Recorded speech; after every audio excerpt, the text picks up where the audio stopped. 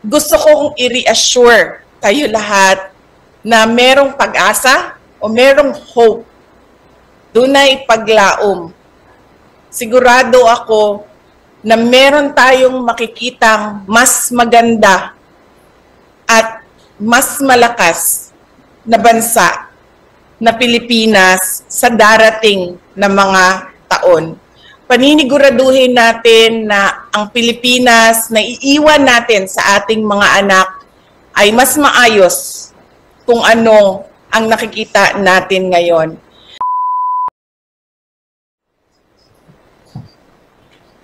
Magandang gabi sa inyo lahat. Mayong gabi, Anan.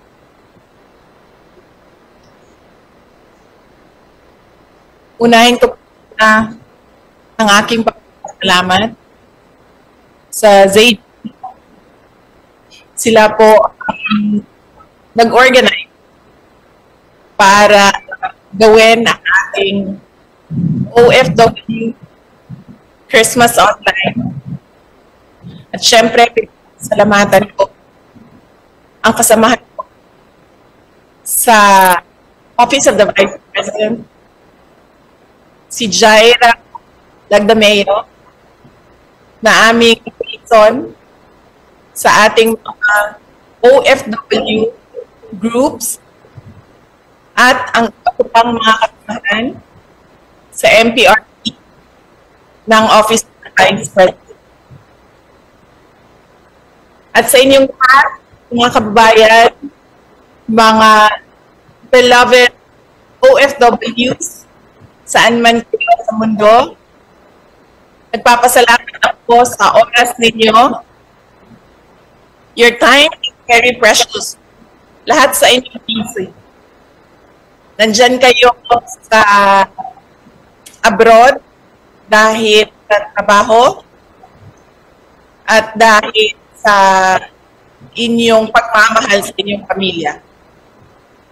Kaya napakahalaga ng oras ninyo, pero ibinigay ninyo ito ngayong gabi para sa akin at para tayo ay magkasama kahit konting oras lang para mag-greet natin ang isa't isa ng maligayang Pasko. Kami ay masaya na nakasama namin kayo ngayong gabi. At nagpapasalamat ako sa karamihan ng ating mga kababayan abroad sa pagpapakita ninyo ng suporta sa akin. Lagi kong sinasabi sa lahat ng napupuntahan ko ng mga programa, unang-una ang aking pagpapasalamat personal sa inyong lahat, sa tulong ninyo, sa kampanya ninyo, sa suporta ninyo at sa boto ninyo para sa akin nung nakaraang halalan ng taong 2022. Alam nyo, unang-una ang dumating na absentee voting at yung mga boto na galing sa OFWs. At doon ko unang nakita ang landslide na boto ng aking mga kababayan at pagtitiwala. At doon unang nakita ng taong bayan ng Pilipinas kung gaano binigyan ng pagpapahalaga ng mga OFWs ang aking adhikain na tumakbo as Vice President at magtrabaho para sa ating bayan. Kaya nagpapasalamat ako sa inyong lahat sa boto ninyo. Pangalawa, personal pa rin ang aking pagpapasalamat. Marami sa inyo ang nakakita ng ating mga balita. Nakikita ninyo ang mga challenges na kinakaharap ng opisina ng pangalawang Pangulo. Pero nandyan pa rin ang inyong tiwala at suporta at nagpapasalamat kami sa patuloy ninyo na suporta sa aming opisina. And we commit to continue to give efficient, accessible, and responsive public service mula sa tanggapan ng pangalawang Pangulo kahit anuman ang challenge or challenges na dumating sa amin.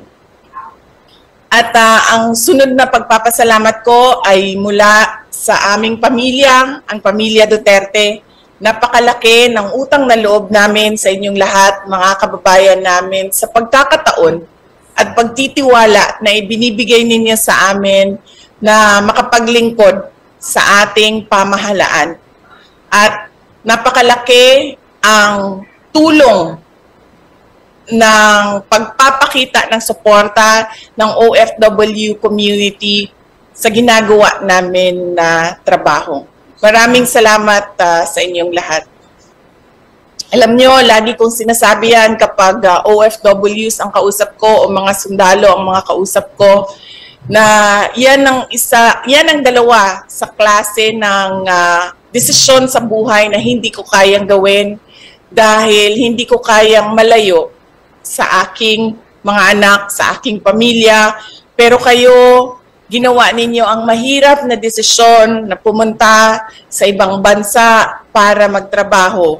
At gusto kong malaman ninyo na hindi man siguro na ipapakita yan ng inyong mga mahal sa buhay araw-araw kung gaano nila ma-appreciate ang paghihirap ninyo at sakripisyo ninyo dyan. Pero sigurado ako nandyan yan sa kanilang mga puso ang pagmamahal para sa inyo. Alam namin ang sakripisyo ninyo, nakakausap ko ang marami sa ating mga kababayan dyan noong ako ay umikot sa Southeast Asian nations, nagtitipid sa pagkain, walang tulog, merong iba, 2, 3 ang trabaho, yung iba nakikitira sa bahay ng ibang kababayan, o yung iba 10 o 7 sa loob ng isang kwarto, nagtitipid ng pera para malaki ang maipadala sa kanilang mga pamilya dito sa Pilipinas. At naiintindihan namin ang sakripisyo ninyo, kaya gusto ko din na malaman ninyo na alam namin na mahirap ang kalagayan dyan at kung pwede lang na hindi kayo umalis sa ating bayan dahil nandito na ang mga oportunidad na kung ano ang nakikita at nakakamit ninyo dyan, ay sigurado ang desisyon ninyo ay manatili sa ating bayan. Kaya gusto kong i-reassure kayo lahat na merong pag-asa o merong hope. Doon ay paglaom. Sigurado ako na meron tayong makikitang mas maganda at mas malakas na bansa na Pilipinas sa darating na mga taon. Paniniguraduhin natin na ang Pilipinas na iiwan natin sa ating mga anak ay mas maayos kung ano ang nakikita natin ngayon. Sigurado din ako na marami sa inyo nasa mga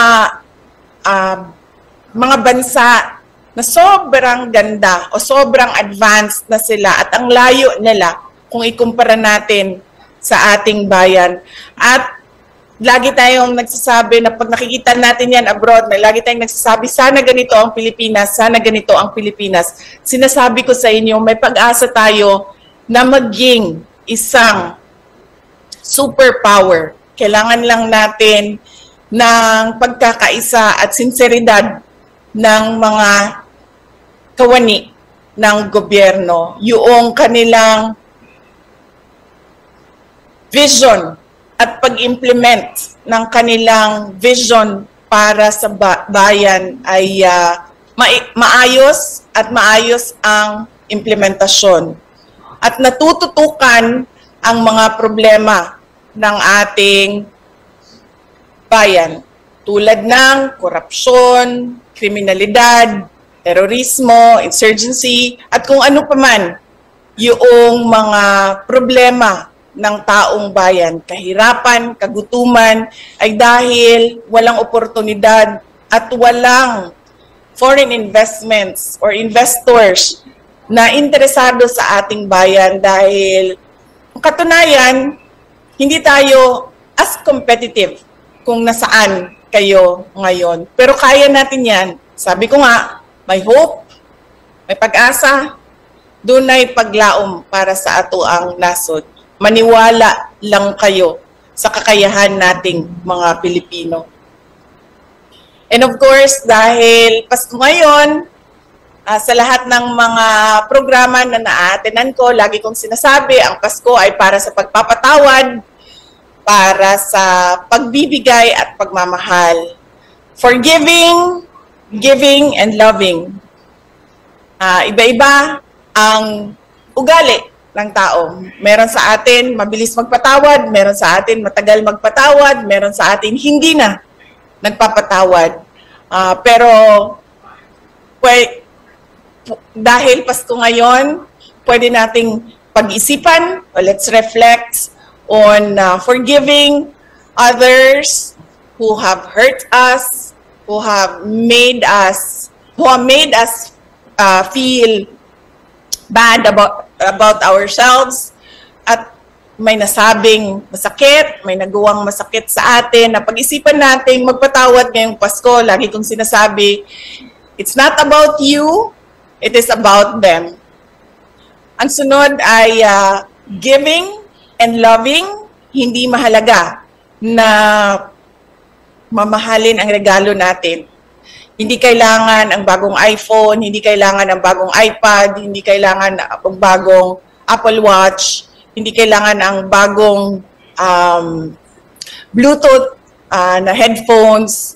Ang mahalaga ay masaya ang ating mga mahal sa buhay dahil sa pagpapakita natin ng pagmamahal sa kanila. Dahil mahirap naman na kung may iPhone nga tayo, pero masakit naman ang loob natin sa nagbigay dahil merong hindi pagkasunduan o hindi merong nasabi na hindi maganda. Kaya ang mas importante ay masaya ang tao dahil minahal natin sila at alam nila yon. And of course, darating na ang year 2025, isa lang ang dasal ko sa lahat ng mga Pilipino, hindi lang sa mga OFWs. Dasal ko na lahat merong good health. Dahil isa yan sa bagay na hindi kaya bilhin ng pera. I wish you all good health for the entire year of 2025. And meron akong special, meron akong surprise sa inyo. Babati sila sa inyo ng Merry Christmas and a Happy New Year. Hindi ito sila madalas nagpapakita, pero nag-promise silang dalawa sa akin na magpapakita sila ngayon sa inyo. Kasi sabi ko, mga kababayan natin ito na nasa abroad, and they deserve a special surprise. So, bakit ikaw na lang mag-isa dyan? Nasaan na yung isa? O, mag-greet ka dito. Pasok ka na. Oo. Hello! Merry Christmas po sa inyong lahat. Happy New Year. Man Scarpio po. Ingat lagi.